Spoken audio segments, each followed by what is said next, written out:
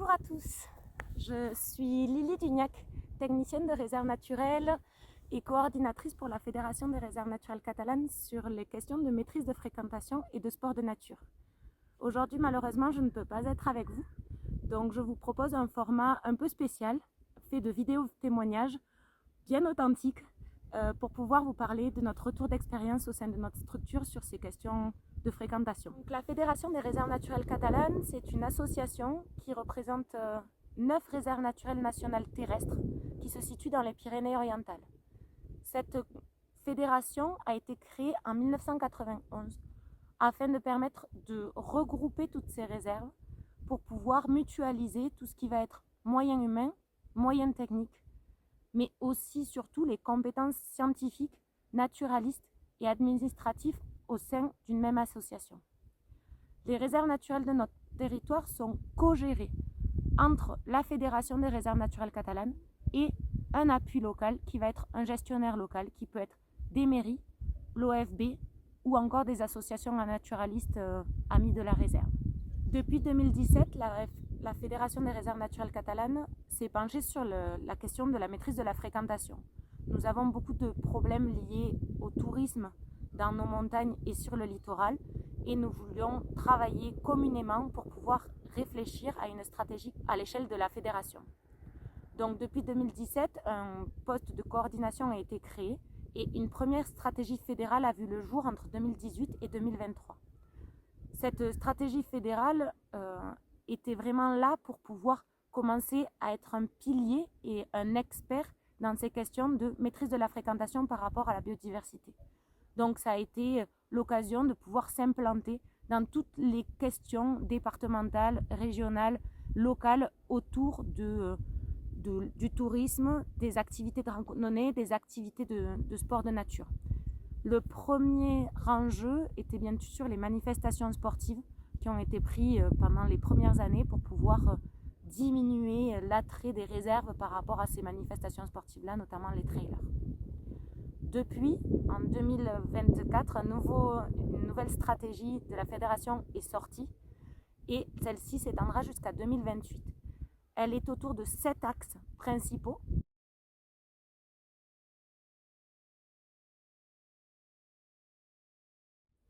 Pour pouvoir vraiment comprendre un petit peu cette stratégie, nous allons voir maintenant 2 retours d'expérience, donc une de montagne, une du littoral, en commençant par celle du littoral.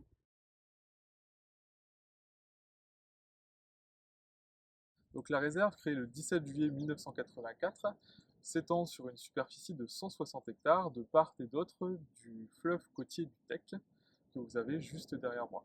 L'ensemble de ce patrimoine doit cohabiter avec les 500 000 visiteurs par an qu'accueille la réserve et la présence de la station balnéaire sur les communes d'Elne et d'Argelès-sur-Mer.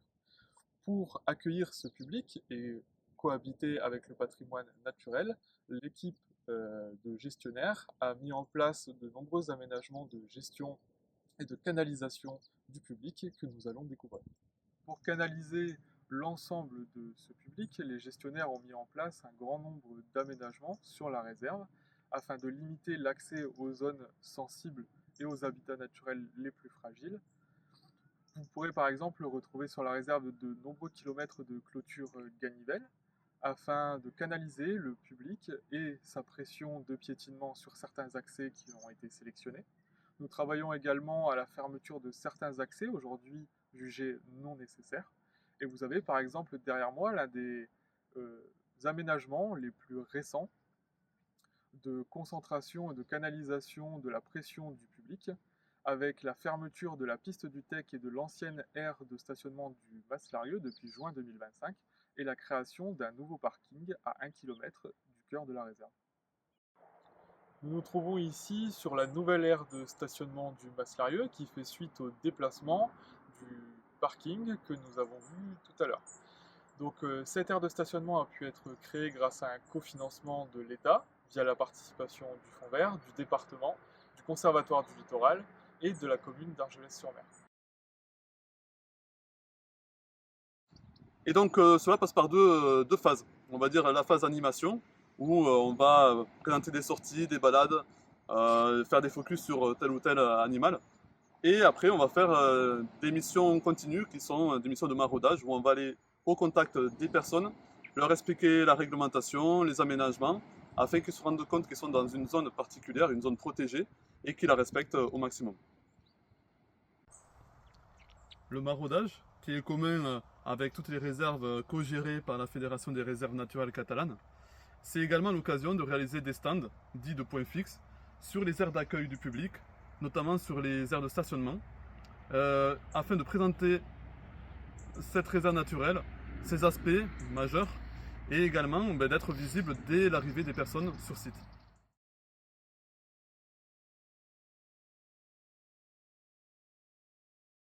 La réserve naturelle de la Vallée d'Ain a été créée en l'année 1993, surtout par rapport à la protection de la flore.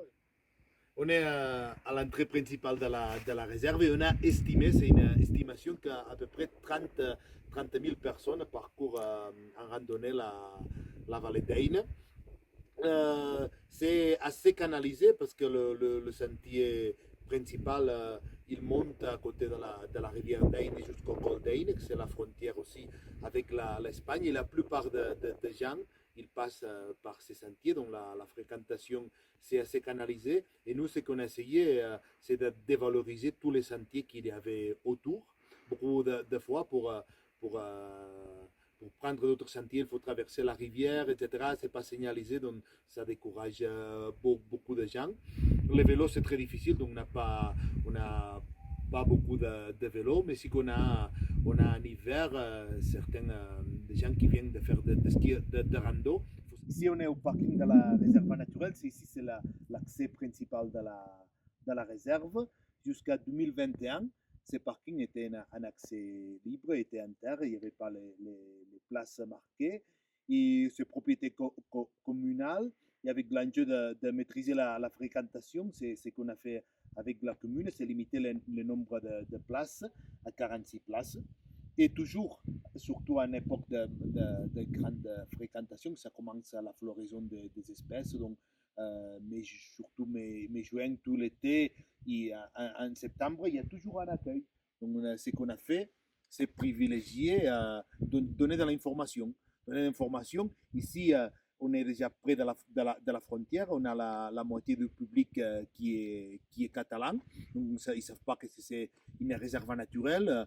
Ils ne comprennent pas la réglementation. Donc, c'était important quand ils arrivent dans les parkings principaux, non, qu'ils ont une personne qui va les renseigner sur ce que c'est une réserve naturelle et sa réglementation.